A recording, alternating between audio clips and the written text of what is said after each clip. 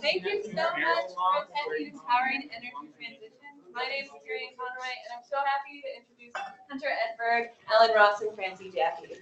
So to begin, I'd like us all to just take a moment to imagine what this room would be like without electricity and how that would change the situation we're in. So I'm sure many of you are picturing darkness, as there would be no lights. There'd also be no air circulation, so it could be very uncomfortable in here. Additionally, the four of us would be extremely limited in how we'd be able to share our work with you. And that's because we live in an electrified world, and it's becoming increasingly more so. In the last year, electricity demand rose at a rate faster than it has in nearly a decade, and twice as fast as overall energy demand. And so the want for electricity has surpassed the want to drive gasoline-fueled vehicles, to heat or cool our homes, or to manufacture products. Or in many cases, these processes have been replaced by electricity. And so when we're talking about an energy transition, we're talking about the long-term structural changes required to transform the global energy sector from one dependent on fossil fuels to one fueled by renewable energy. Climate change is the greatest threat, the greatest challenge humanity has ever faced, and it's happening because we burn fossil fuels. Now, it'd be very difficult to blame humanity for using a power source that has been so immensely useful to us. What we have acquired from it, most notably our knowledge. But with all of the knowledge we've accumulated from energy use, it would be very easy to blame humanity for not implementing a new way of doing things. And so, community empowerment is so especially important to the energy transition. And all of us focused on the electricity transition because it accounts for 30% of greenhouse gas emissions and because we all rely on it. Now, climate change is a good enough reason, but it's not the only good reason for an energy transition. The National Renewable Energy Laboratory predicts that by 2050, prices in utility-scale solar will drop by 60%. And for wind, predictions show drops of 30%. With breakthrough technologies in battery storage, these prices could fall an additional 30%. And this unprecedented change in the cost of renewables has led to record closure of coal-fired power plants in the US, which is expected to continue through 2030. And so again, community empowerment is so important to the energy transition, because as we look at electricity, well, what would we do without it? Imagine being on a breathing machine when the lights go out, or the limitations to your education if you didn't have a computer. Also important to understand is, what if you lived in a town where the majority of people were employed by a coal mine and your state's legislator passed a bill to adopt 100% renewable energy? And so what we're finding, recent polls are showing that renewable energy is largely non-partisan. And this is important to lay the groundwork for community empowerment because more people can benefit from renewable energy adoption. And so we all worked really hard to understand what it was that the communities we were working with, the groups we were working with, needed and wanted from renewable energy development. And you can see this play out in this panel from the community to the municipal to the regional level. A major component of what we all saw is that electricity and its changing landscape can absolutely empower us and our communities, but only so long as we don't take it for granted. So without further ado,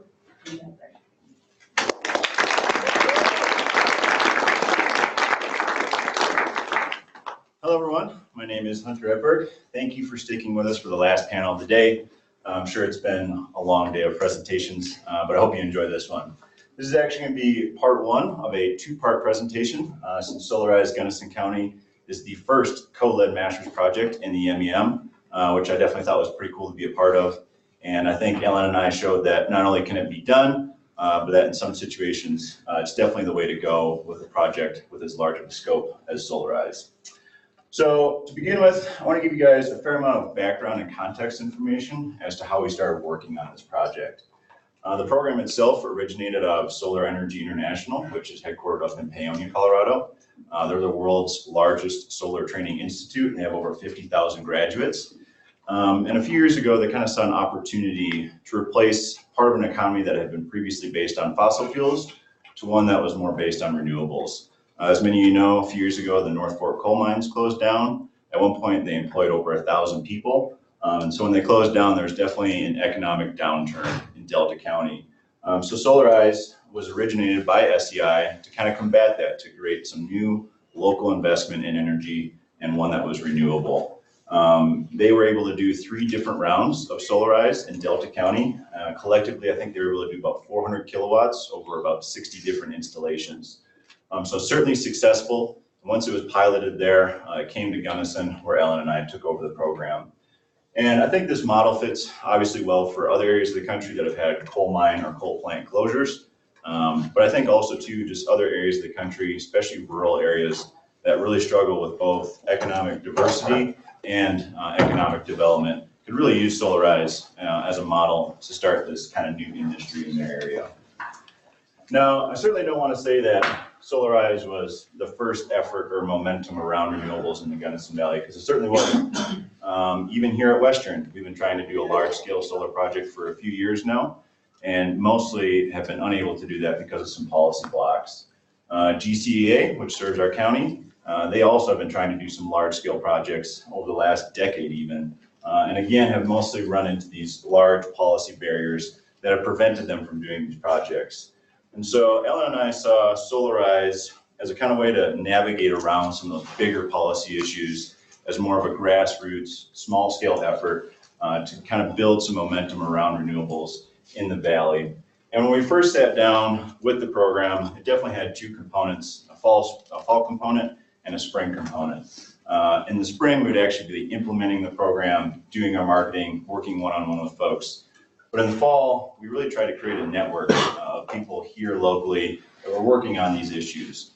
So that meant working with Gunnison County Electric, the City of Gunnison Municipal Utility, other city staff, permitting entities, businesses, nonprofits, pretty much anyone that we thought would be impacted by this project, could play a role in this project, or might even have some insight and advice for us. So that was definitely an important part of this program, because at the end of the day, it is a marketing campaign. And so the bigger network we could create, the more successful we could be. Another really important thing that we did in the fall was find our partner installer. So we sent out an RFP to all the regional solar installers, and Nunatech, Alternative Energy Solutions, won that RFP. They're based out of Almont. Jay and Lena, some of you folks might know them. They're great people, and they've been fantastic to work with. Especially for Ellen and I, they're both SEI certified instructors. So they were able to teach us a lot about the solar industry in general, and especially here in Gunnison. Another thing that Ellen and I were slightly concerned with at the start of this project is that since we're co-leading it, we still wanted to have somewhat distinct roles and still do different things under the same umbrella program. One of the things that I really wanted to focus on was policy. And as I mentioned, some of the larger scale projects around here have failed ultimately because of policy. And while Solarize is able to go around a lot of those, one of the things that we weren't able to go around was the City of Gunnison net metering policy.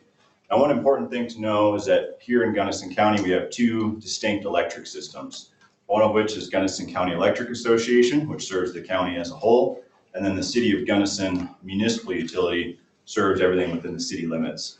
GCEA, their power provider is Tri-State, whereas the city's power provider is the Municipal Energy Agency of Nebraska, or MEAN. They both have long-term contracts. They both have different policies, different kind of barriers that they face within those contracts. But when we looked at the City of Gunnison net metering policy, it definitely proved to be an issue for our program. And net metering is essentially the mechanism that's used to give small-scale solar economic viability. And what it does is it gives you a value for any excess electricity that your system produces and that you don't consume at your own home. So in GCA, which has a pretty standard net metering policy, they have an annual reconciliation. So that means on a month-to-month basis, you can roll over credits. So a lot of times what happens is in the summer, your system is producing at peak output. A lot of times you're kind of building up excess energy that you're not actually consuming at that time. But when you have an annual reconciliation, you can kind of bankroll those credits to help pay for some of your expenses in the winter, early spring, late fall, part of the time of year, when your system isn't producing as much.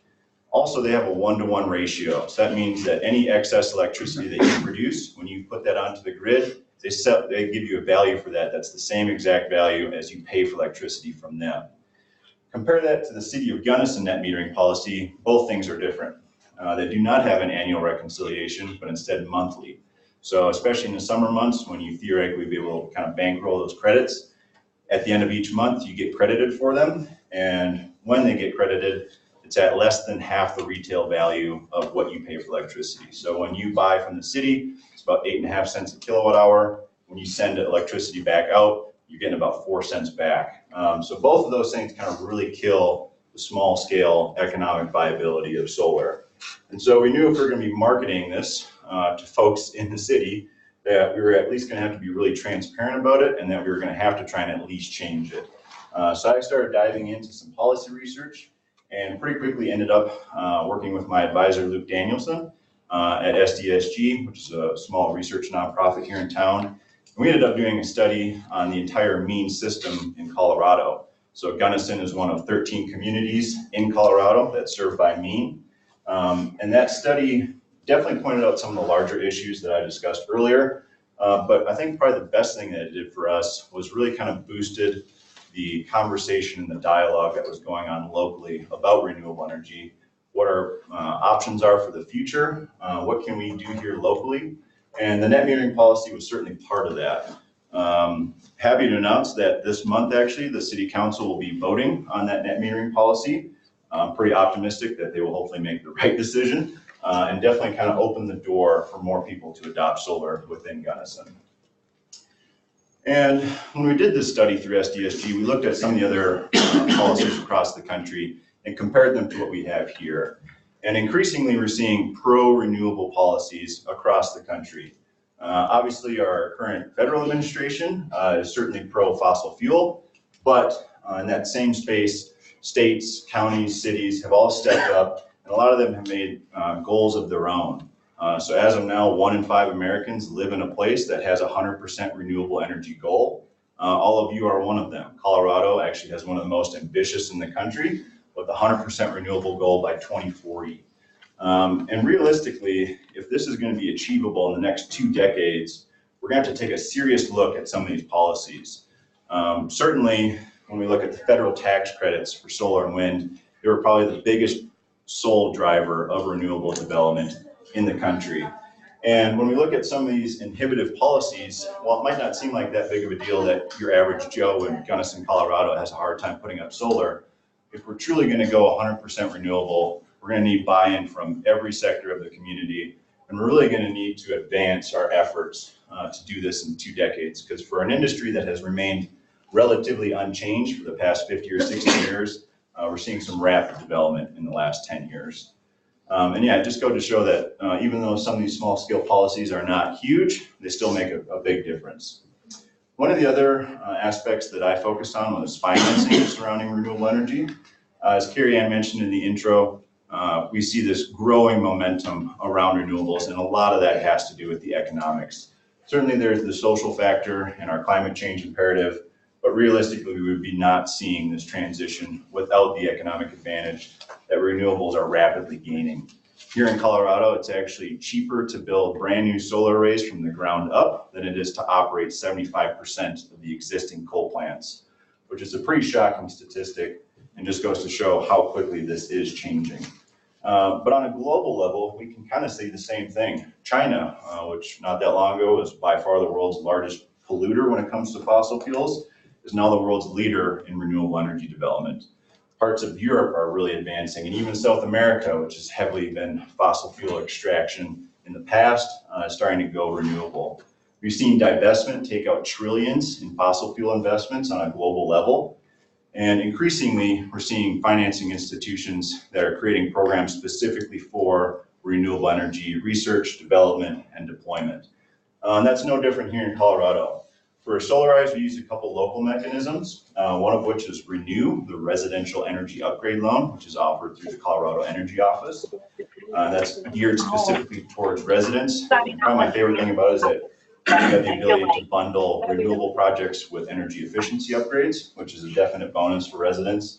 We also used PACE, which is the Property Assessed Clean Energy Program, which is definitely geared towards larger projects with businesses and nonprofits. And both of those were definitely essential for having kind of a backdrop for people to back into when it comes to financing. As far as the actual project implementation went, like I said, this took place during the spring semester. SEI designed it to be 13 weeks long. Ellen and I crunched that down to 12. So we did the beginning of February through the end of April. And during that time, we essentially tried to crank out as much marketing material as we could. So that meant ads in the paper, articles in the paper, radio spots, Facebook posts, flyers around town, working with the Colorado State University Extension Office, working with the Chamber of Commerce, pretty much any avenue that we thought would help get our word out there, we tried to take advantage of. But during those couple months, we worked both in Gunnison, Crested Butte, and Lake City to help to hold launch events to kind of get the word out initially. We held kind of supplementary educational events to give people a better idea of what the actual science behind solar was. We actually even had a solar homes tour where we went around to the valley and showed folks around to some local installations to at least give them an idea of what it would look like on their own home. But a lot of that time was spent just working one-on-one with folks. So essentially what the process looked like is that someone would register with Solarize, at which point they would be automatically sent a remote site assessment. And on that assessment, we'd ask about their energy use, the shape that their roof was in, their utility provider, their financing options, pretty much anything that would give us a better idea of the feasibility for them specifically to go solar. We then gave them a quote, answered any questions they had specifically, and then passed that information on to Jane and Lena at Unitech, and essentially acted as the middleman in that process. And we certainly were able to kind of weed out some people that, maybe energy efficiency was the better first move for them. They couldn't quite afford it. Maybe they were even just kind of curious about what the program was. But at the same time, we certainly passed on quite a few folks to Jay and Lena, and they were able to move forward with them to give them an accurate estimate and answer any further questions that they had. But we were certainly able to expand Unitech's capacity and their scope to reach more folks within the valley, which is one of our goals from the beginning, and which is one of the main goals behind Solarize as a concept, is to kind of increase that local solar industry, which we were certainly able to do with Unitech. As far as actual quantitative outcomes, I'll leave most of those to Ellen in part 2 of the presentation. But one of the things that we really didn't want to see with Solarize was for all this momentum to just kind of fade away once Ellen and I graduated. So kind of our most recent push has been working with faculty and staff here on campus to try and create a process that would further this campaign and this program here in Gunnison. Part of that is working with future MEM students and future ENBS 400 capstone students that might be able to collaborate together on some energy efficiency, some financing institution workshops in the fall to create even more of a streamlined process for the actual implementation of the program in the spring. This also works really well with the city's current situation. As many of you know, we're currently undergoing our new comprehensive planning process, and renewable energy and sustainability have been definitely marked as priorities in that plan. And so Solarize fits really well into that model and might even fit into a city program. And just as of a couple weeks ago, SEI has announced programs in Montrose and Summit counties. So it's clearly not going away in Colorado. And in the last couple of years, SEI has opened up campuses in Costa Rica and Oman. So they're going global with their footprint. And realistically, SEI is one organization amongst many others that are fighting the same fight to get more renewables around the world and to make the world a better place. Thank you.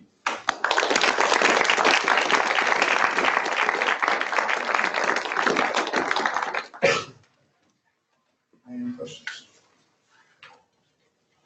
I just have a question.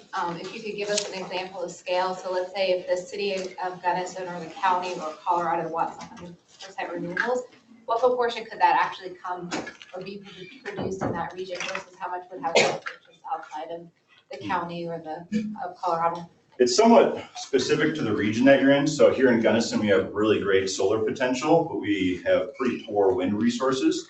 So like the Front Range of Colorado is definitely going to rely more on wind.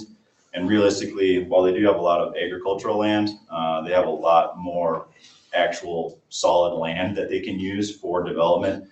Here on the Western Slope, we really struggle with topography for renewable energy projects just because it is such rough terrain around here. And in Gunnison, we also struggle with Gunnison sage grouse as kind of a barrier for local projects. Even at Cold Harbor, they've been pursuing a project and wildlife concerns kind of shut that down, as well they should. But as far as what we can do here in Gunnison, it's kind of limited, but we can certainly push for some local projects that still have some pretty big impact. As an example, Western, their project they were looking at was 1 megawatt, which would offset about 25% of our use, of our electric use. And how much property would that take to have 1 megawatt? Lauren? 6.5 acres. There you go. Okay, all right, thank you. Yeah. How are you feeling about the vote for net metering 1-to-1 passing? I'm pretty dang confident about it, actually. We met with all the city council members, the mayor, city staff. They all seem to be definitely in favor of it as something the city can do to kind of incentivize the small scale in the short term while they're trying to figure out some of these bigger policy issues. It's really not going to be that much of a financial hit on the city at all. And oddly enough, our current ordinance that we have actually in place on the books actually calls for an annual reconciliation. So I don't think the city is actually following their own ordinance in that sense. And that's kind of the conclusion they've come to. But as far as the 1-to-1, I think, yeah, I'm pretty optimistic. I think you mentioned this, but why was solar able to get around the policy that maybe the city or larger scale wasn't able to? So the biggest thing that comes down to is ownership of the actual installation. So if the city were to go after a project, they would own that project. And with their power provider, if they go over 25 kilowatts, it's a big complicated world, but essentially they would get really low value for the energy they would produce once you go up to that larger scale. Whereas when we focus on the residential, those contracts really limit what they can actually prohibit on the small scale individual level. So in the city, you can actually, as a resident and a business, go up to 25 kilowatts with no limitations besides the obvious net metering policy. Yeah, there's problems with, there's a fixed cost recovery charge for both that essentially Gunnison as part of a mean system helps pay some of their past coal debt. There's an avoided cost rate. I can send you a link to our study if you want to learn more for sure. Anyone else? Yeah. Could you explain what's the the economic motivation to have it sounds like there's a cap on the size of projects at 25 kilowatts, and then there's also the disadvantageous net metering policy. Mhm. Why are these in place to begin with, and why would the city join the electricity budget as that kind of thing in place? The tricky thing with electricity specifically is that it's almost always a monopoly. The investment, like the upfront investment, is large enough that it really limits competition, and it really doesn't make sense to have competition. So here we're somewhat limited in our options as far as what we can do. And historically, that's been the model that's always been used in electricity, is to have these giant power plants out in the middle of nowhere kind of. And then they have these huge transmission systems that distributes this power. And now we're rapidly moving away from that model to having a lot more smaller generation sites, more of a distributed energy network. And I think there's so many sunken costs in those contracts that they're really trying to limit that transition that's occurring anyways. So that's why a lot of this conflict is happening, just because there's, when you have a coal plant that still has 20 years of viability left and you have millions and millions of dollars sunk into it that you can't recover, it obviously presents a challenge economically for those utilities that invested in that coal plant in the first place.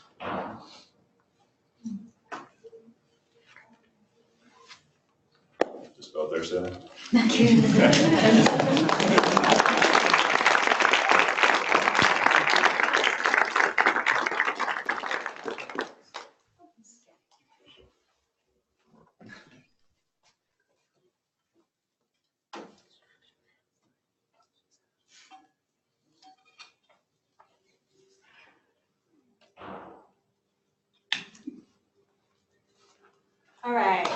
Thank you, Hunter. Now I'm going to discuss how we can build social equity into our local renewable energy transition and community engagement for decreasing our economic and cultural dependence on fossil fuels. Up here at the top, you see my community sponsor, Cold Harbor's mission statement. At Cold Harbor Institute, where I am a Clark Fellow, we promote resilience and sustainability through environmental, economic, and social solutions. Solarize Gunnison County was developed as an environmental management project on the basis that distributed energy resources like photovoltaic systems on residential and commercial structures is environmentally responsible, economically beneficial for the individuals, businesses, and the community, as well as it presents social equity solutions. As a community, we can think about how we can adapt to changes in our valley for more resilience long term. As Hunter mentioned briefly, Solar Energy International is an industry leader in solar technical training as well as other renewable energy sources. And part of their mission is empowering communities to generate their own electricity. So that falls in line pretty well with Cold Harbor Institute's mission up here at the top. So that's kind of how that partnership was developed and how we helped bring Solarize Gunnison County to our valley.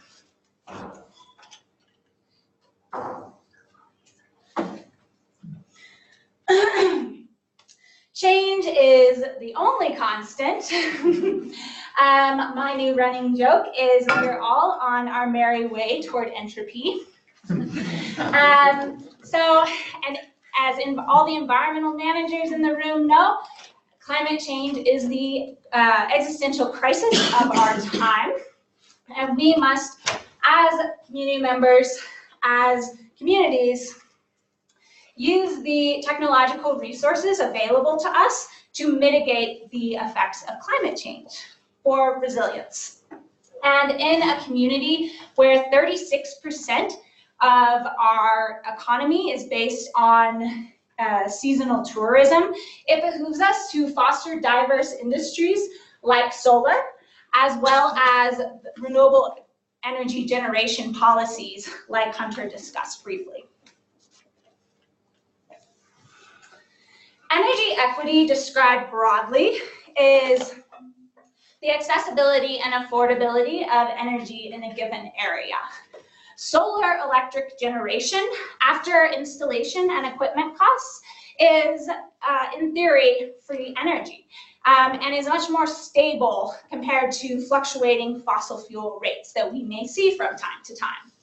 For these reasons, it is a good way to improve energy equity for some of our lower income residents.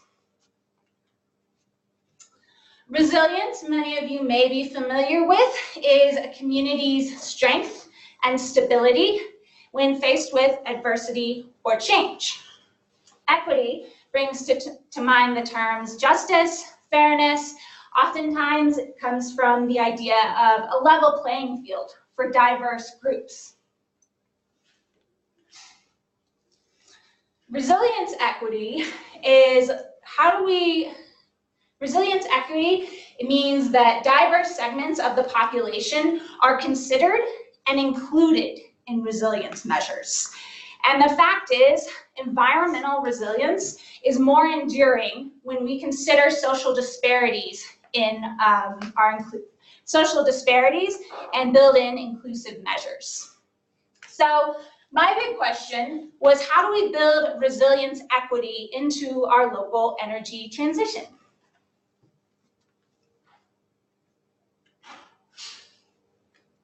So what does energy burden mean in the Gunnison Valley? About half of Gunnison residents are considered energy burdened. That means they're spending 4% or more of their annual household income on their energy needs, meaning that potentially they have less income to cover other life's necessities. That's 64% of Gunnison households being low income. Once more, contributing to potential energy burden for them. Low-income residents are going to spend 3 times as much of their income on their energy needs compared to non-low-income households. Also, contributing to their energy burden, and one of the reasons for this might be they have fewer options for energy-efficient homes to choose from.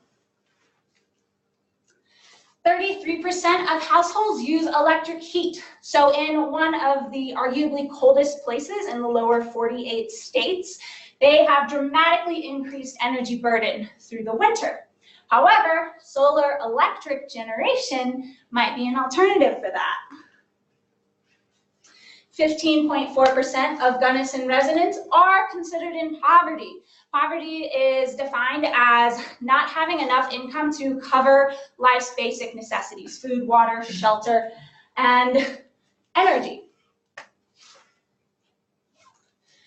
So, because 62% of our Gunnison residents are renting, they might want to invest in improving the energy efficiency of the home they live in, but because they don't own that structure, they might not be incentivized to invest long-term in something they don't own, or they might not be allowed to by the people that do own the building. However, on the other hand, you have landlords or property owners who do not pay the utility costs of that building, might not be incentivized to invest in weatherization retrofits. This leads to what is called a split incentive issue. The incentive is split. There are ways to overcome split incentive issues by building incentives into both sides for both parties, and I'll get more to that in a little bit. So with this knowledge of what our income inequality and disparities may be in the valley, my real question was, how do we use solar electric generation and how do we use energy efficiency to improve energy equity and build resilience equity for our valley?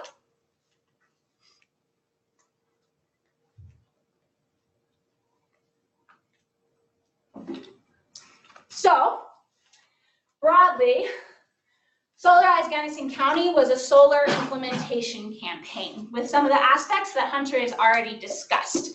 So we were trying to create access for more people in our valley to solar electric generation. We did this through the marketing the group buy-in program that he discussed for homeowners or business owners, folks that already are fortunate enough to own the structures that they live in or run a business through. By doing this, we help support a local business, reinvest in our local economy, create jobs in the solar industry, and create a price point that made solar systems more feasible for some of our community members. The policy considerations are very important when looking at how we may foster renewable energy in the future, and Hunter already spoke about net metering policies. So I was really passionate about and fortunate enough to work on energy efficiency for folks that might not own where they live as tenants, as well as landlords and property owners. I got to work with an excellent group of graduate students who organized and put on an energy efficiency and tenants' rights workshop for tenants and renters here in the Valley. That was last fall. And this spring, I was fortunate enough to work with Lauren Ahonen, the program administrator for the energy efficiency funding in the Valley, to create some marketing materials directed towards landlords and property owners so that they could better understand this efficiency funding and how it can improve the lives of their tenants. My favorite portion of Solarize Gunnison County was the community engagement and outreach. So tabling at festivals and events and getting to speak one-on-one with folks about their solar knowledge and experience. We did this through some of the things that Hunter spoke about, as well as Science of Solar events, where we got to bring in folks that might not necessarily be interested in buying solar panels, but could still learn about the physics of how solar photovoltaics create electricity at your very own home. So we spoke with over 95 community members and got to engage them in the conversation about solar and renewable energy in our valley. We helped create 4 jobs in the solar industry. And the ultimate result of our marketing the group buy-in program were 96 kilowatts from combined installations that's distributed through about 15 different installations, and we have just about that many still interested in signing contracts with Nunatak Alternative Energy Solutions. These 96 kilowatts led to $75,000 reinvested in our local economy that would have been otherwise exported to a larger power manufacturer or business outside of our valley. And the carbon offset of these 96 combined kilowatts is about 110,000 kilograms of CO2 equivalent, sorry. And for reference, that's about 5 people's annual carbon footprint. And like I said, we have potentially more contracts to sign, so even more.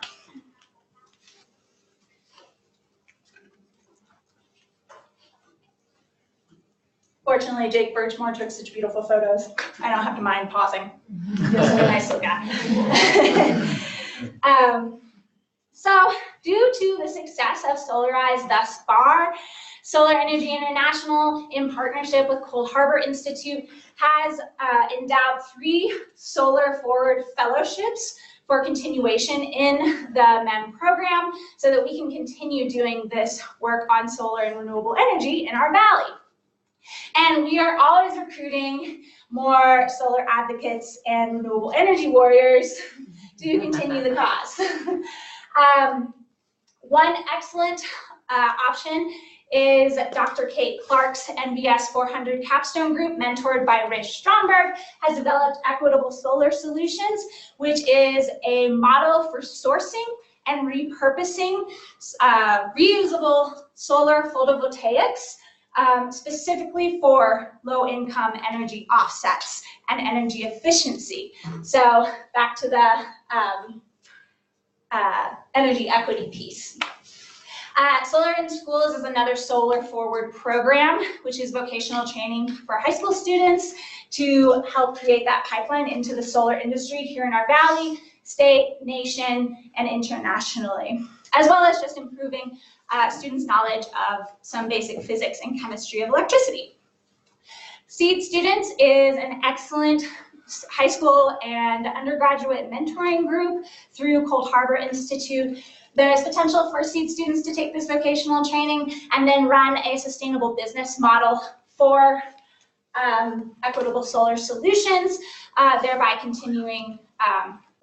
building the funding to continue this work in the valley. Solar, there's a lot of potential to build relationships with the CSU Extension Office in utilizing renewable energy for rangeland development or micro hydro, that's distributed PV pumps for extending grazing, as well as you could just do something as simple as a PV direct fan to run a fan on a barn during the summer. And the last one here is something that Hunter briefly spoke to, is this fall working on energy efficiency audits and financing workshops with an SEI fellow, and then in the spring, an NVS 400 capstone group running a perhaps smaller scale Solarize marketing campaign. So, as our choices for energy production are growing, we have an opportunity to reassess valuation and access of renewable energy generation to address energy equity.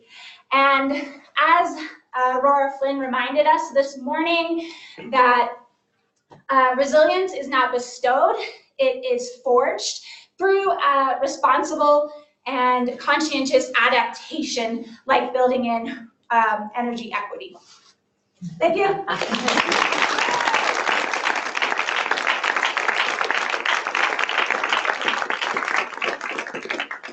There are more than 20 people on at the distance, and so if any of you have questions, just get our attention through the chat box and we'll forward those.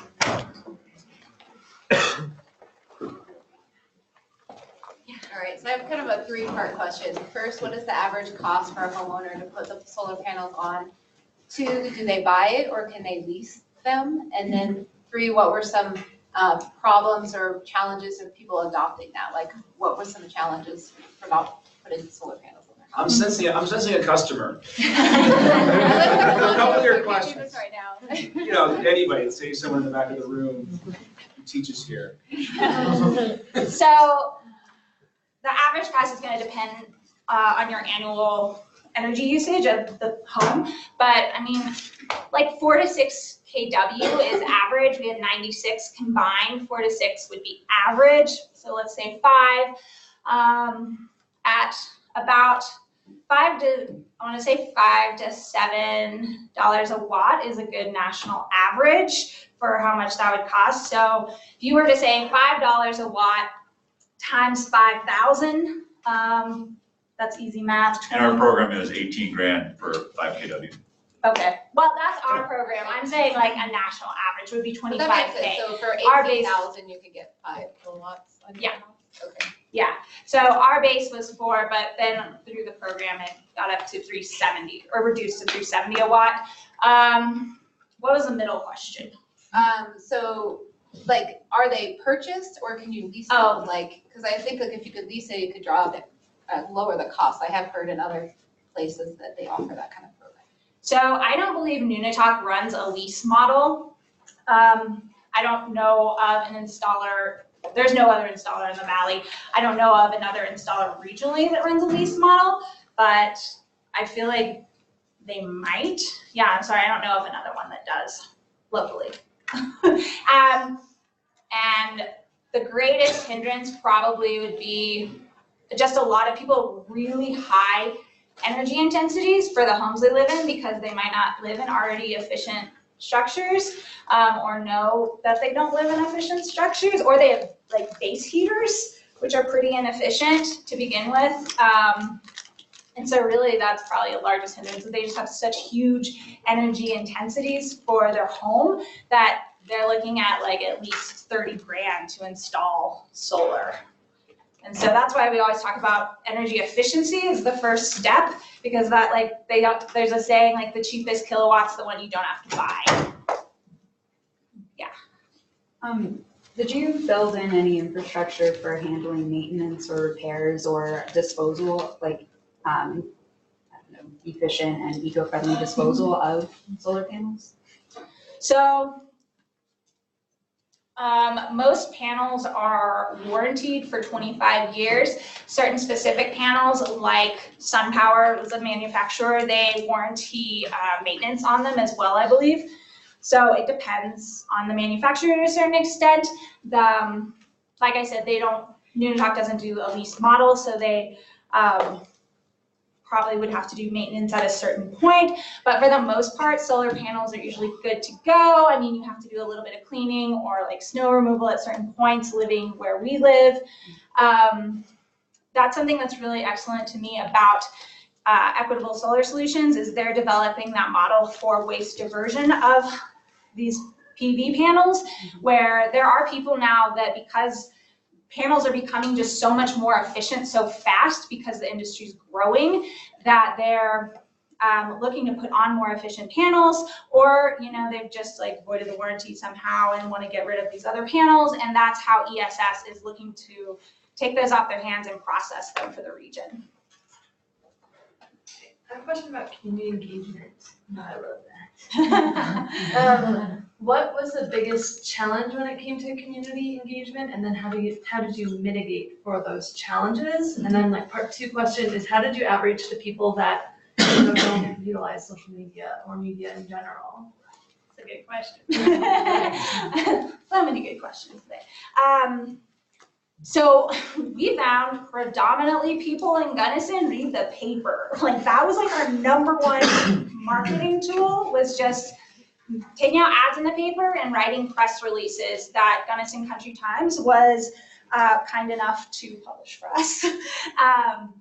So that worked the best for us because, yeah, there are a lot of folks that don't use social media. We were a very paper heavy project, which I hated, and I tried to be like, here's a QR code, you can scan it, and nobody did that. But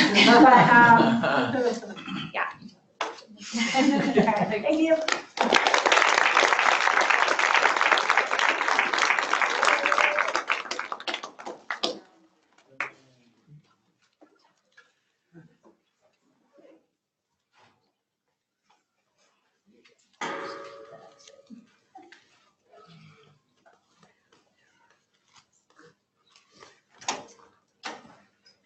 Hi, my name is Francie Jaffee, and I'm looking at electricity transitions to a municipality. So for my MEM project, I worked with the City of Longmont Sustainability Program to develop a just transition plan.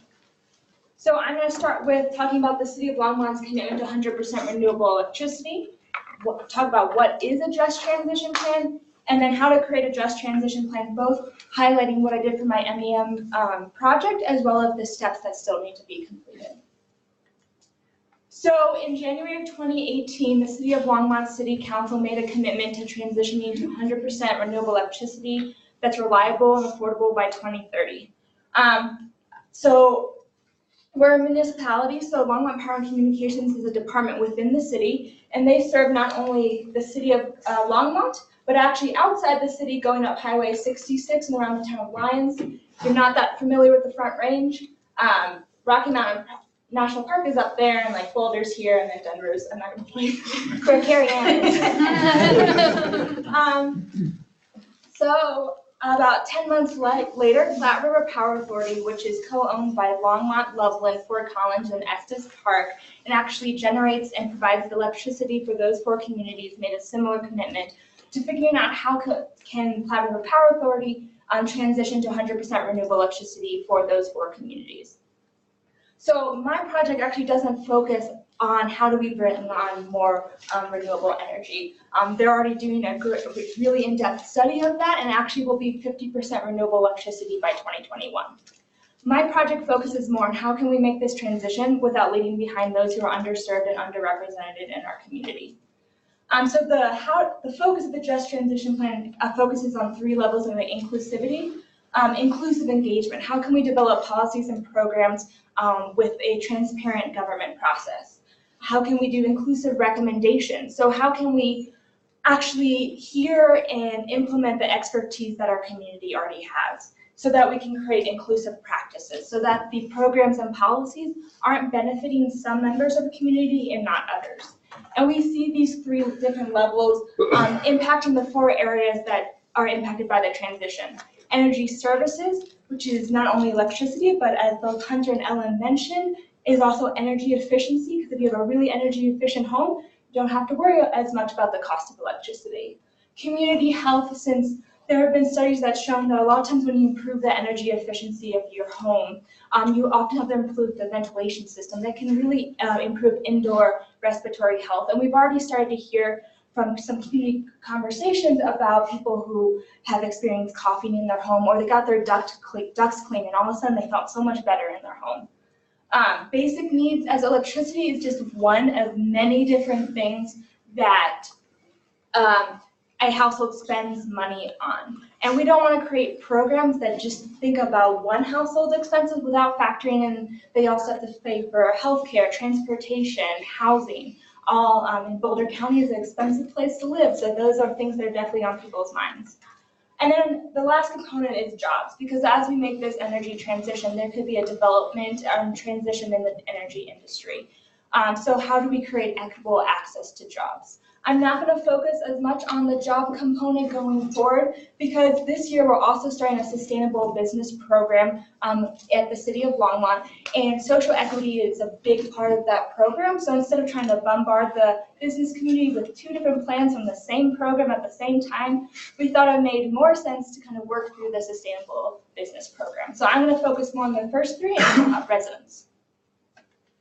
So how do you create a just transition plan? It's kind of in 2 main phases.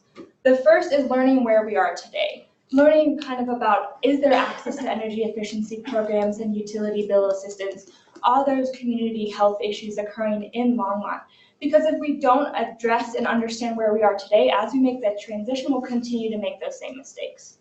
So once that's better understood, then we can actually develop the policy and program recommendations that can be implemented going into the future. So how you create this is starting with the data analysis, looking both at national data and local data to try to understand the access to different programs and the different things that are occurring in our community. But it's also really important, how we've heard from a lot of different presentations today, to actually go talk to the community. So connecting to the community and learning from them. So actually a big part of my MEM project was making the connections both within the city and outside and community organizations to figure out who are those cultural brokers, who are those people who are already working with my target community and already have that trust. Because I'm a new resident of Longmont and I don't have that expertise. So finding those people and getting their buy-in was huge for me, being able to actually then go to the community and have listening sessions and distribute a community survey. And then once that's all identified, we can use that information to develop the policy and program recommendations.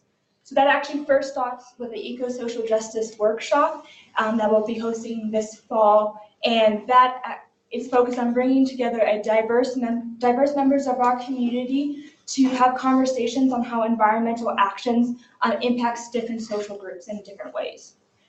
That will directly lead into the Just Transition Plan Committee, which will actually be composed of both members of the city as well as members of the community who will work together to develop the policy and program recommendations. So this is a huge process, and from the get-go we knew it was going to take about 2 years from start to finish. So my MEM project focused on learning where we are today. Why the next steps are going forward is kind of finishing off that project, and I'll talk about that going forward, and then actually developing the policy and program recommendations. So I'll show a timeline at the end that kind of highlights what we have left to do.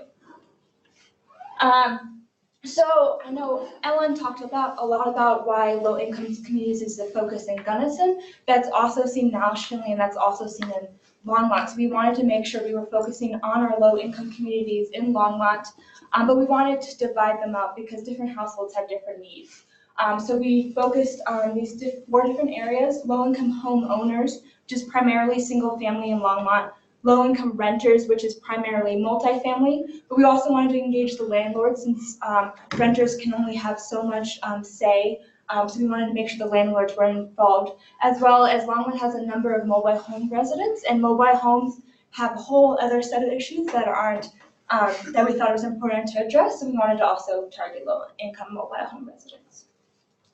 And so one of the first data analyses that I did is that I looked on a census block level in Longmont, and actually the entire Longmont Parent Communications Service area, and looked at household demographics and participation in different energy services for the year 2016. Because I only focused on 1 year and wasn't actually able to get access to data for all the programs that residents are participating in, I wasn't able to get as much information out of this as I hoped, but I did learn some interesting things. One, we realized that it was important to engage households with disabilities. So from this analysis, I decided to reach out to the Center for People with Disabilities, which they have an office that's based in Longmont, and they've been great with helping me figure out how we can engage that community.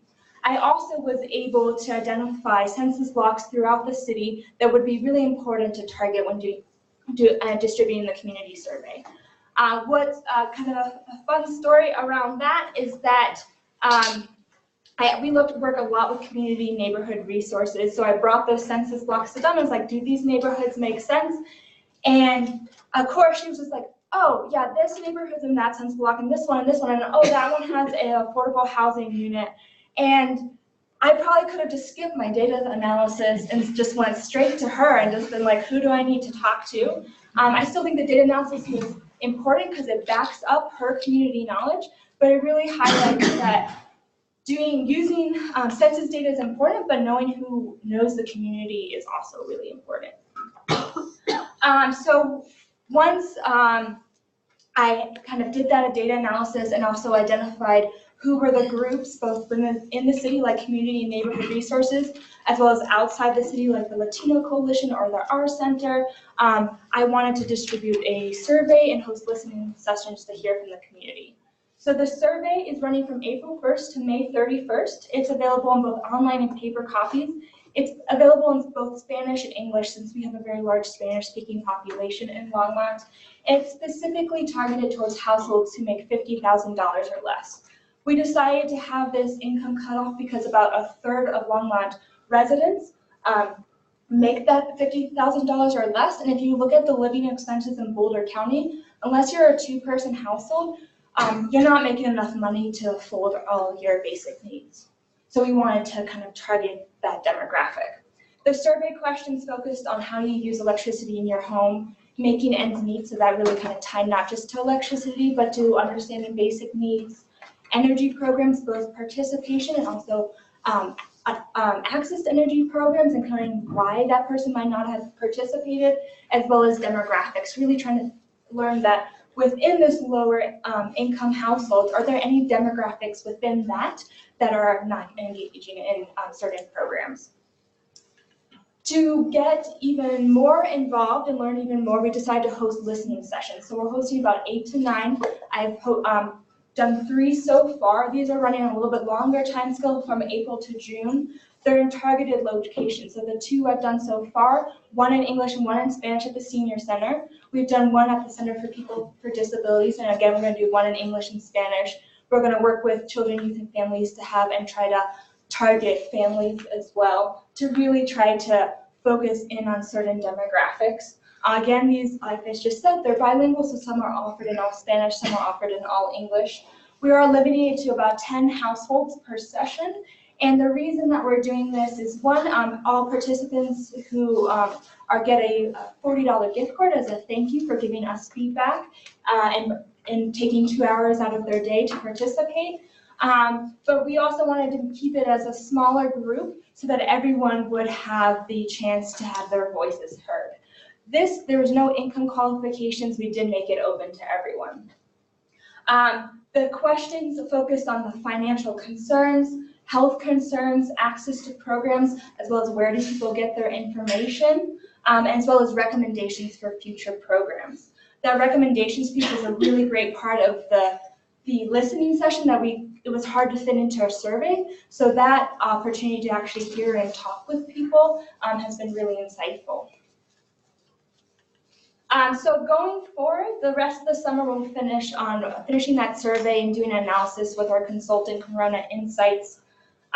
This fall, we'll start with that we'll host the eco-social justice workshops, as well as starting to recruit for the Just Transition Committee, which will run for about the first 6 months of next year. And I don't know what happened to my slide, but all the words are kind of funny.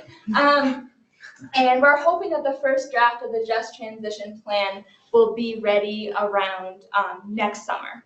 And the reason I say first draft is because, 1, we want to in the future kind of bring in more of that job side component. 2, is because we see this as a living document, and we see that as all sustainability program documents, is that we constantly want to reevaluate them and not just kind of develop programs and even if the program's not doing well, we still continue it. So that's why I call it a first draft.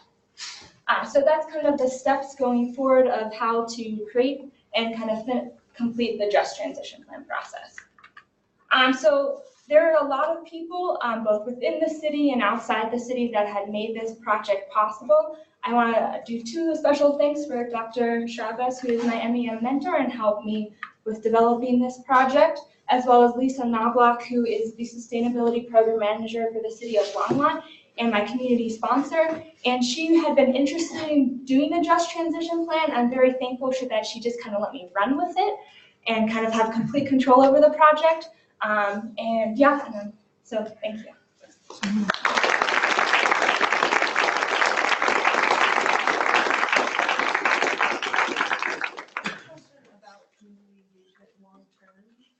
From your perspective, how do you think organizations or the organization you work for can engage community members long term?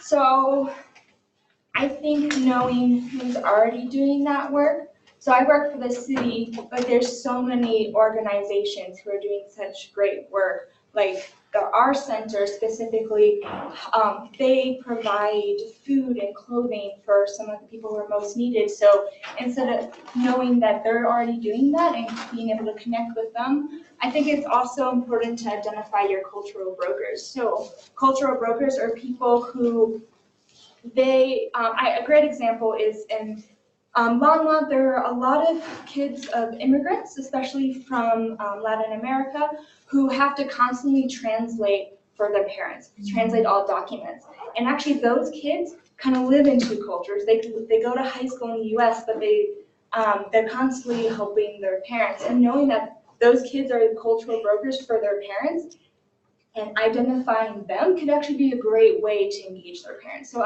finding your cultural brokers is really key. I was curious to hear, oh, sorry, did I jump again? No, I heard an L, sorry, and I thought it was Lauren. oh yeah, I said Lauren, but just like mumble. Okay. Do you hear the feedback from some of the listening sessions so far? Because you have identified something that I've seen that most people aren't, right? Which is the community and social determinants of health arguments about energy services, which is real and profound, but most people don't make that argument. Yeah, one of the listening sessions that we've done, I actually, there was two components to that health component. One, to the example I gave of someone saying that they got their ducts cleaned. That was one of the examples of they were so surprised to have their ducts cleaned. And that was something they got help to pay for that they actually couldn't afford themselves, and really was able to kind of feel the benefits. Another interesting one that people don't always think about is that I had a couple people say, my utility bill is so high that I can't get dental help. Like I have had a splitting toothache for years and I can't get help for that because my utility bill comes first. So there's also, it's indoor air quality, but it's also putting off medical bills because you have to pay for other things like electricity. Right. Great. Any other questions? Yes. I'm just very general comment, but I'm thinking about Promothora communities and the food justice movement, so a whole different kind of package of how communities are engaged. I'm curious if that sort of rhetoric could perhaps be transferred to energy efficiency. So when people are under duress or they're oppressed, they learn and it can help them practice ways of life that are less energy costly. So is there anything like that? I mean, that's a very different angle than what you're presenting. But. Yeah, one of the things, let me know if I'm answering your question. One of the things that we also asked in the listening sessions are things that people are already doing, because if people, like you mentioned, if people are like, I don't have to tell people who are struggling to pay their electric bill, like, oh, here are all these great ways of decreasing, because they're already doing it. Right. So one of the things we're asking is, what are you already doing? And we've heard how people saying, oh, I wash all my clothes in cold water, and I find that does a huge thing because I'm not having to heat the water for the washing machine. So we're trying to learn things like that to figure out if those are actually things that we can move into actually an education campaign, because those are things that have worked well for people, and actually having someone giving an example and being like, hey, my neighbor is already doing this is going to be more impactful for the city government coming in and being like, you should do this for the city. I have 1 minute, so I think I can answer a quick question if you have one. No.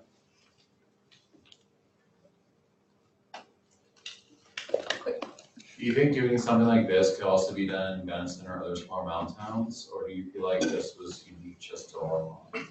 I think you can do this process anywhere, but I think when you're applying it, you should really factor in that local community when you're taking that to Gunnison or a different community.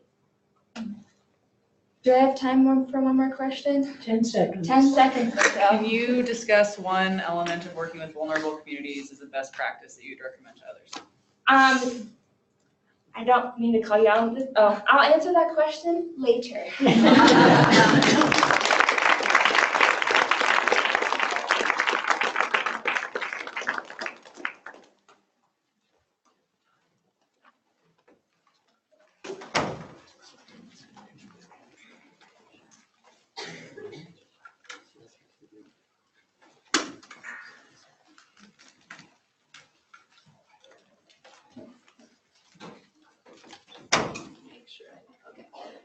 Many thanks to my fellow panelists. My project, What's the Utility of Democracy, utilized qualitative research to gain perspective on the importance of public participation in electric utilities. So electric utilities are the companies that provide us with our electricity, and my work argues essentially for increasing public input in electricity decision making. And this is for two reasons predominantly. The first is that the grid is the largest machine on national territory. It's 100 years old, and we all depend on it every single day. And the second is that the means by which we consume, produce, and dispose of electricity and its resources has very real consequences in our lives. And so we should have a say in how those decisions are made, especially as they're changing. And so this work was an opportunity for me to challenge my own notions of democracy and its value, as well as gain perspective on an area that I'm very grateful for and is incredibly important to the climate conversation. And so to briefly explain the utility structure, almost all electricity is provided for by three types of utilities. Investor-owned are for-profit entities, which serve 220 million Americans, and they're owned and managed by a board of shareholders, so decisions are made based on a for-profit model.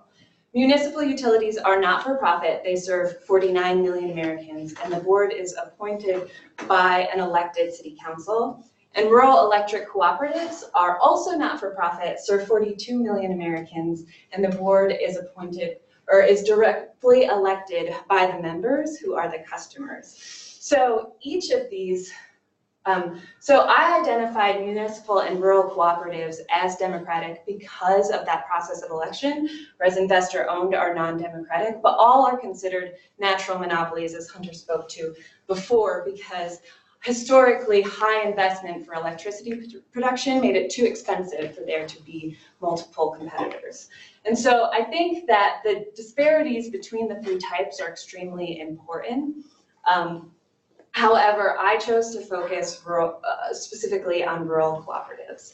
And so going back to the 1930s, in the midst of the Great Depression, only 11% of rural Americans had access to electricity because it was too expensive for the private providers to extend their lines to the countryside. And so rural places were excluded from the benefits of electrification.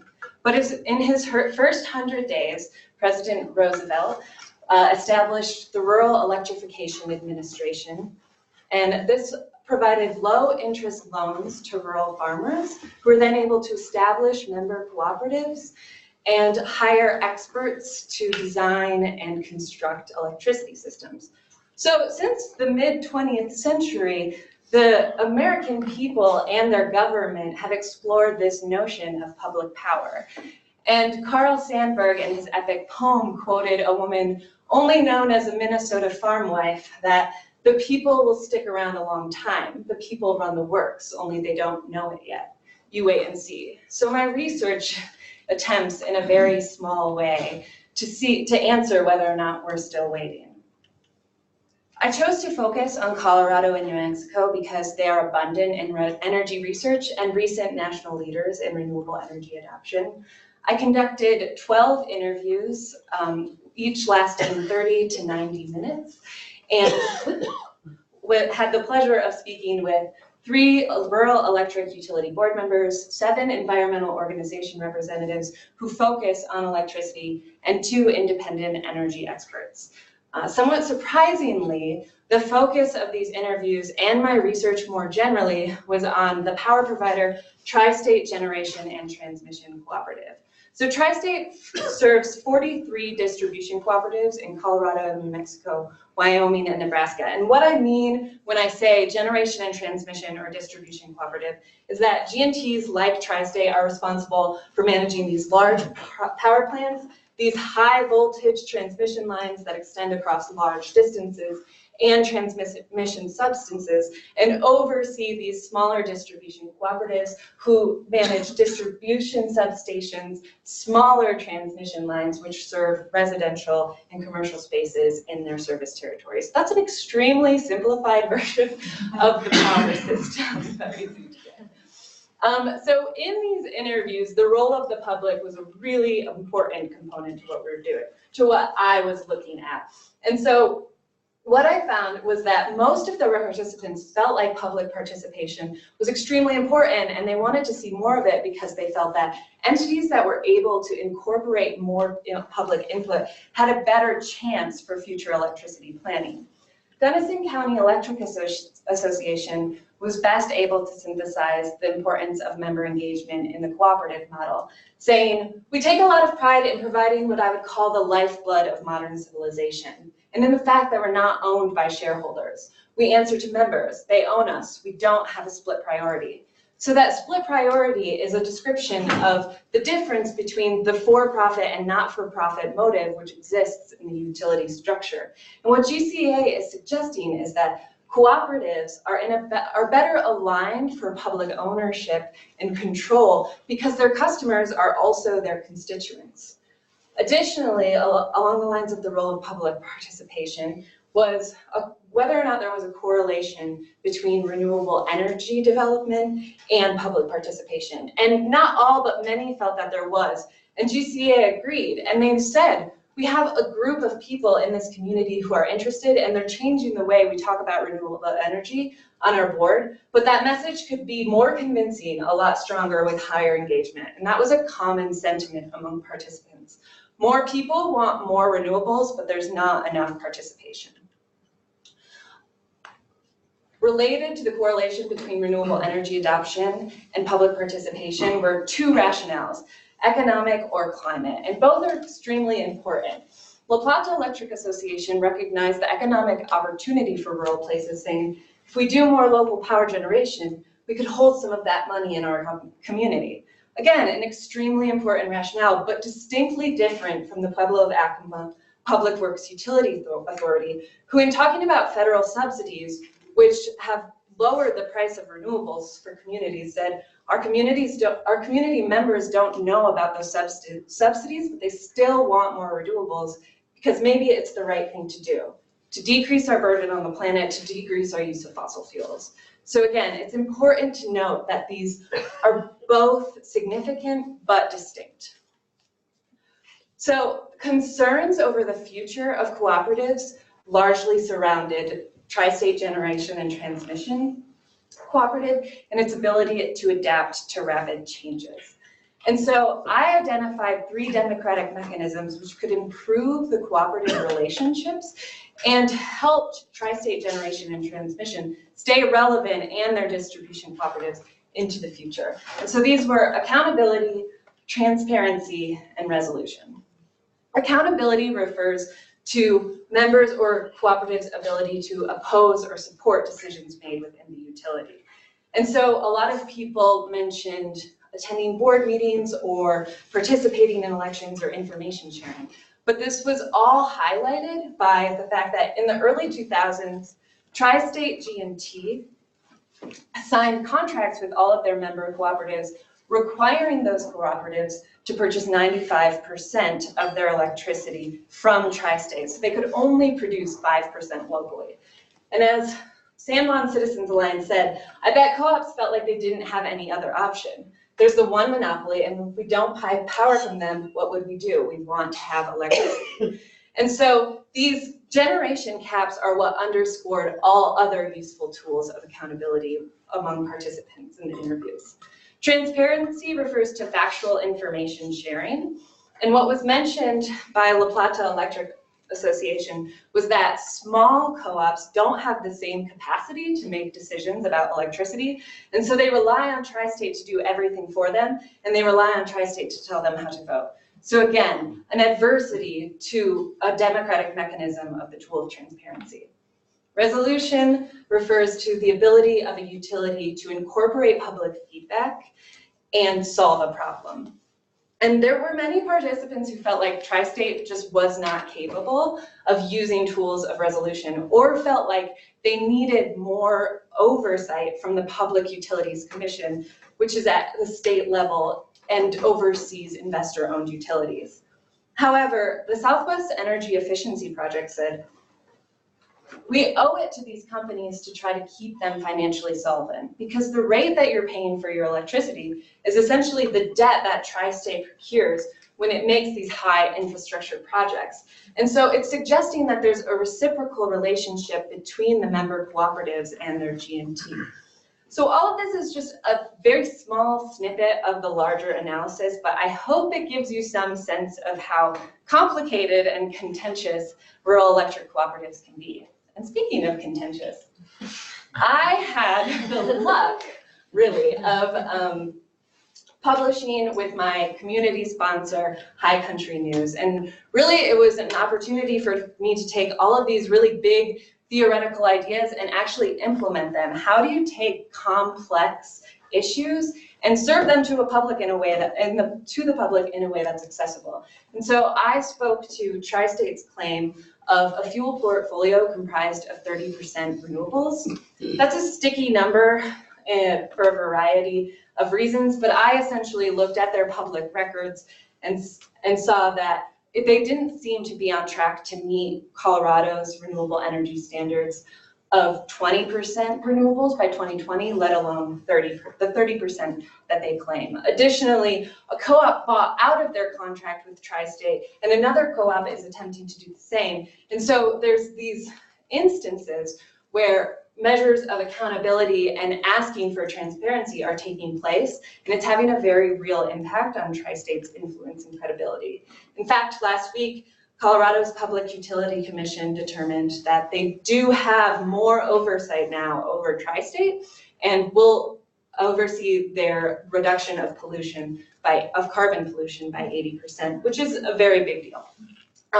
This was an incredible opportunity for me, but it was really my role as fact checker for High Country News that I think made me a better human. When you are addressing these complicated ideas and wanting to deliver them to more people, the truth is the most important thing. And High Country News makes it seem as though it's very easy to do, and it's actually not to deliver the truth. You want to bend and shape things. And so it really creates this reciprocal relationship between journalists and the public, where the public can demand better news, and they ought to, but also the journalists can demand more from the public by the ways that they determine how, or the platforms in which they determine how they're going to deliver factual information. Now, I love my project, but perhaps the most surprising and awesome outcome was the partnership I was able to build with George Sibley. So when I first came to Gunnison, I would do my Headwaters 200 required reading at Mocha's Coffee House and read George's book. And I would think to myself, wow, it's like this guy's in my head. And then this winter, we met for the first time at Mocha's Coffee House and decided that we would cover the Gunnison County Electric Association's elections this coming month in this Crested Butte News through a published series. And so I looked back at my Dragons in Paradise book, George's book, and I found that 18-year-old me had underlined twice and highlighted this quote. And 8 years later, it seems especially relevant to my work. Reconciliation. Those who march together don't have to explain themselves to anybody else, but to truly dance together, we do, before we die. And so if we think of the human relationship to climate change as in need of reconciliation, then the march is authoritarian rule, and the dance is democracy. And it requires a lot more of us, a present attention to reality, our ability to adapt. It's much more difficult, but I think much more worthwhile. And so I'd love to spend some time thanking people because I really needed a lot of help. My parents, because I quite literally would be nothing without them. Margie and John Haley, who not only funded my research, but also got the School of ENBS and High Country News a really cool device called the Live Scribe Echo Smart Pen. Sarah Phillip, Nassar Vargas, and Jan Schiefer, who have always been my most committed support system. Avery Tate, everyone should get an intern, but they won't be as good as Avery. The Gunnison Renewable Energy Working Group, most especially Lorna Honan, Tori Jarish, Hunter Edberg, and Ellen Ross, because you've all taught me so much. Luke Danielson, who in true Gunnison fashion has been an exceptional professor, employer, and friend. George Sibley, who I already mentioned. Joe Smythe, who writes an incredible blog and made sure that there was no libel in my Thursday article. Brian Calvert, just for being so good at what he does and leading a staff of some of the most talented and humble people I've ever met. Steve Black, my community sponsor, he is the hardest working volunteer I've ever met and a wealth of knowledge to me. Doctors Maria Struble and Brian Bernhardt, because they've influenced my thinking more than anyone else, for better or worse. Dr. John Hausdorfer, not only for facilitating my personal relationship with High Country News, but for bringing and keeping them here to the campus. I think it's a really special opportunity for future students. And most especially, Dr. Kate Clark. If everyone in the world could be as tenacious and as compassionate as you, it would be a much more participatory, just, and free place. There aren't enough things.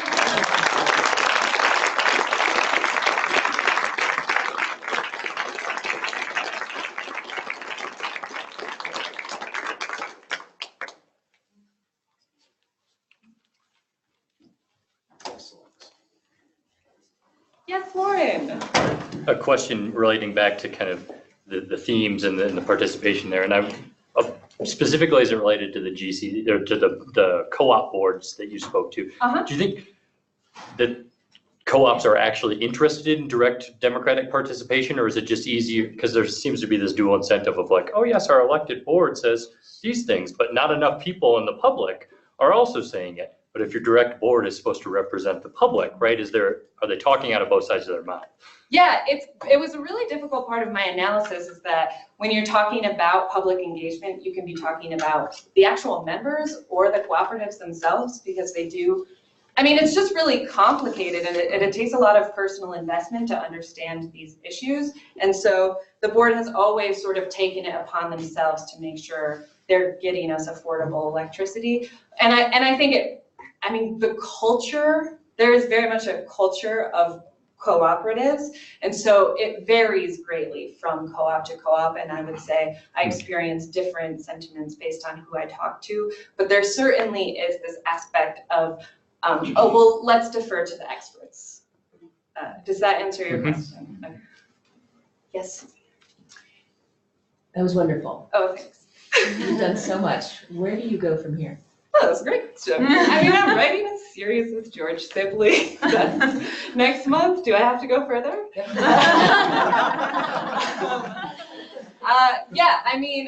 For me, it's just, I had to learn how to make this information accessible to me. So trying different ways, experimenting with different ways for making it more accessible to other people, and just wanting people so much to care about electricity, obviously, but democracy and participation more so. Yeah. So Gunnison County Electric has a board, they have elections. Do most of the municipal utilities have boards and have elections? Yeah, so as I said earlier, typically what happens with municipals is that you elect your city council officials, and then the city council will then appoint whoever represents the utility. Sometimes it's multiple, sometimes it's less, but it's not a direct election the way that it is with rural cooperatives. But it appears that mostly that representative body is like a city council. Yeah. Gotcha. Yeah. Okay. We have a distance question. Oh, cool. Do you want to turn on the speaker for just a second? We have a, go ahead. If not, I'll read it for you. What was the biggest issue you encountered working with various stakeholders who do not share your values as you navigated this project? I think the biggest issue was that some of them wouldn't talk to me because they didn't share my values.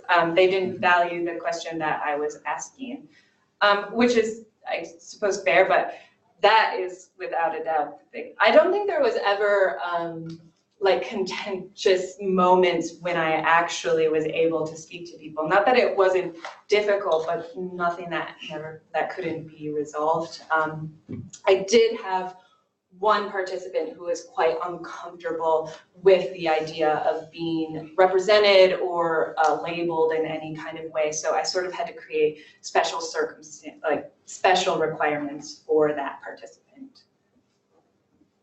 But mostly them not talking to me.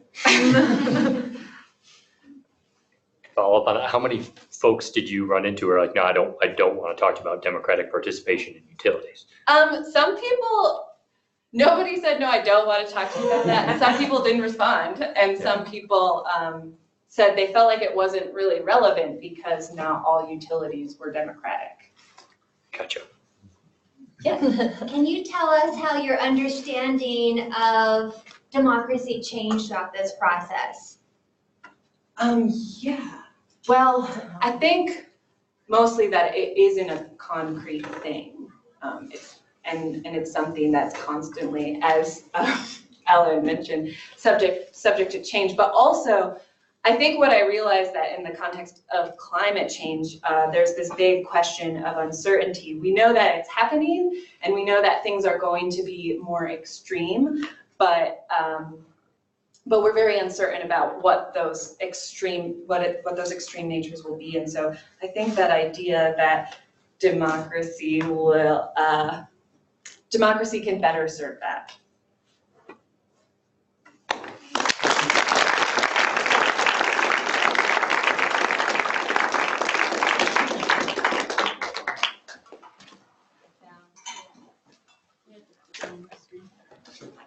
Cross-cutting questions. Generate some analyst dialogue. You all have questions for each other on the panel? I can answer. Hunter. You're not getting I'm matched. talking to these was enough. Question. Yeah, go I don't know if Ellen. Yeah, that might apply to a few Yeah. panelists. Reply. I, up until a month ago, would also use the term vulnerable communities, and I think, and it's switched it after learning from, we had the opportunity to host cities from across the country, to using the term underrepresented and underserved, because I think if you approach a community and call them a vulnerable community, you're not you start with a mindset that they're vulnerable and they can't offer you things back. So I think starting with changing that word mindset and using the words underserved and underrepresented is a good, probably the first step for if you want to work with those communities. I don't remember your question, sorry. But she really wanted to answer it. Oh, yeah, she was waiting. Ellen, are you running out the clock? Kate has a question. Yeah, Kate. So, first of all, apologies, folks. I would have loved to see all 4 of your presentations. I've been so impressed with all of your work.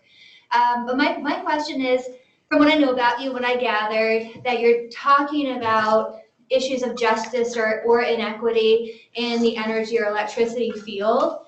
Could y'all tell us about how you may have personally experienced any bias, any gender inequity, any assumptions that you're less capable because of your age, anything like that? So as opposed to looking at the world around you, did y'all experience an inequity in the process of doing your work?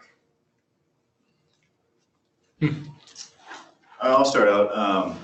I think in general, most people are really not that well informed about solar and renewable energy in general, and like what it all takes to actually flip on a switch and get the lights on. And so I've been working on this topic in general for years now. And I think just being well informed kind of helped me not feel out of place or like, I was too young to know or like not experienced enough. And yeah, so like I think I didn't really have any issues as far as people being genuine with me about what they didn't know or what I didn't know.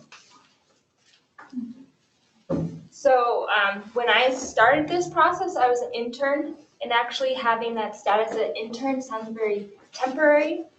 So I definitely, especially with people who are very hierarchical, I definitely experienced them not fully, I think, taking me seriously because I had this job title intern. So I actually was if I was going out to the community, I actually now say my job title, but before I got a full-time job, I would just say I work for the sustainability program. I would just leave intern out of it.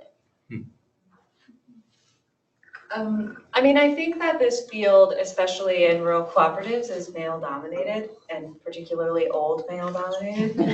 One of my participants said something like, if you scroll through the board members' pages on a website, it looks like a retirement home. And so definitely as a young woman, I got a lot of it's very complicated comments. It's like, either ask me what I think or explain it to me. I would say having like a direct test for male versus female interactions during our project. I definitely sensed certain inequities when speaking with different people from the city or county about different aspects of electricity or energy. When we had questions, some of that I attribute to Hunter being more knowledgeable on different aspects about electricity and coming from it with a different background. But I definitely did experience like inequity in the way we were addressed professionally in certain conversations. Thanks, y'all. I have a question. It's fairly broad, but I kind of just curious of your personal perspective, each of you. What's your threshold, or what does an empowered community look like in relationship to energy transitions for each of you? I mean, is it a 10% increase in a local co-op board election, right? Or what is a meaningful change to you all? As far as I'm concerned, and as far as my view of Solarize is concerned, I'd say on the individual level, it comes down to choice. So you don't really have a whole lot of choices as far as who you want your utility provider to be. But as far as having policies that make it affordable, that make it actually feasible to go solar, to do small scale wind, to do geothermal, to have programs to help with energy efficiency. I think on the individual level, it comes down to choice. And I think increasingly more so we're seeing that as you go up in levels. So even cities and companies, they're wanting that choice to make those choices on their own. And I think that's something that utilities are really struggling with, that this new model is one that it really gives a lot more leverage to the consumer than it had before. And I think that's why we see a lot of backlash in this area, is because these utilities are used to this business model, and it's rapidly changing, in my opinion, for the better. I feel like for me, it's a lot of what Carrie-Ann touched on is knowledge of this electrical system we have and what we take advantage of and are privileged to have and what our limited choices may be. And how she touched on journalism is a big way for us to access a lot of people in our local community, because that's something I spoke on. People really read the paper here.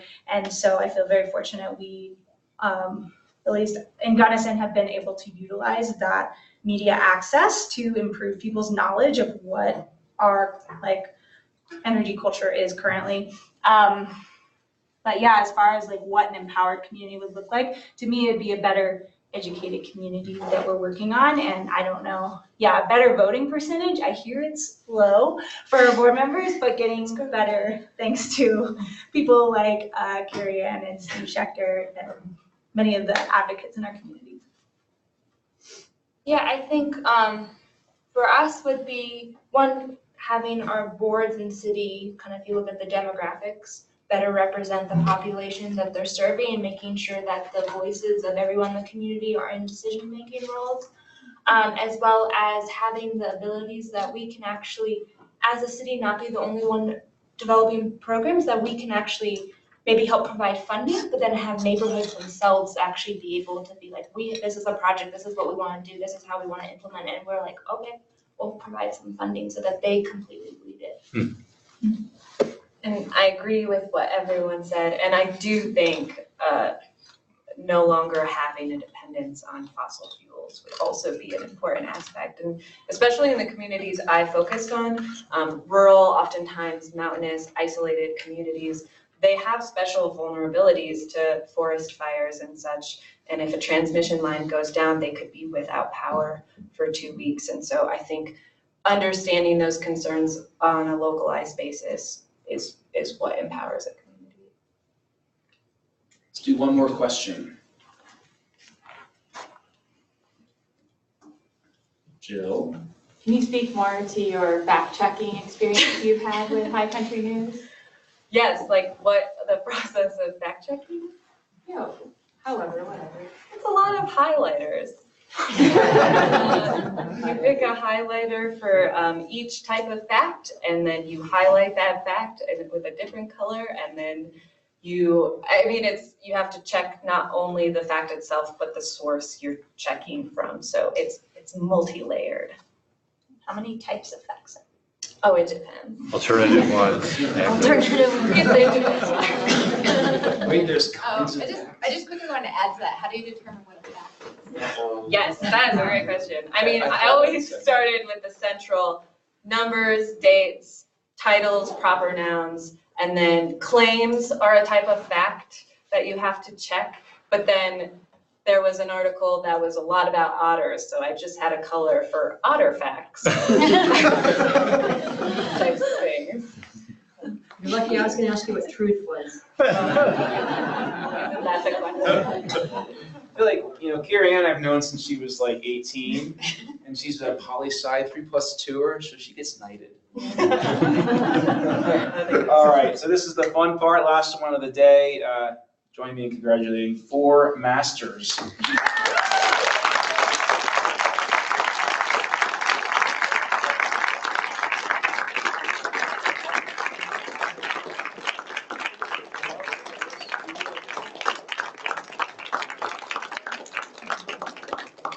Okay, we'll see you tomorrow morning. There's a panel called Ethics at 8:30, a new era in education. See you at 8:30. Let's hear it one more time. Woo!